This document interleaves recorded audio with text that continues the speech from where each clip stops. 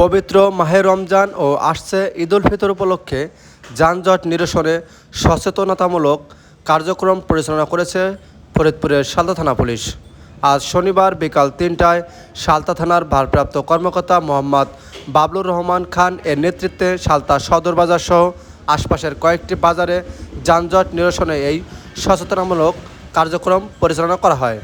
এ সময় সালতা থানার উপপরিদর্শক এসআই সুমিত মজুমদার সহ সালতা থানা পুলিশের সদস্যরা উপস্থিত ছিলেন। সালতা থানার ভারপ্রাপ্ত কর্মকর্তা ওসি মোহাম্মদ বাবলুর রহমান খান বলেন, আসন্ন ঈদ উল ফিতর উপলক্ষে সাধারণ জনগণ যাতে নির্বিঘ্নে নির্ভয় এবং যানজট মুক্তভাবে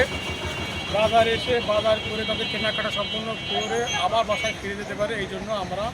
মেন রোডের পাশে যে সমস্ত দোকানপাট আছে তাদেরকে আমরা অনুরোধ করছি, রিকোয়েস্ট করছি তারা যেন ঈদ পর্যন্ত